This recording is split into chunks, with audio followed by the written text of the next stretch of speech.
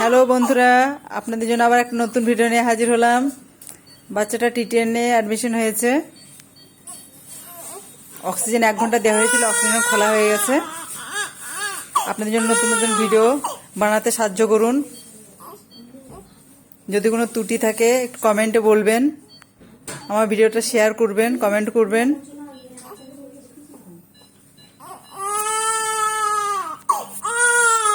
না না বাবা, শোন না, পাখি আর কানতে হবে না।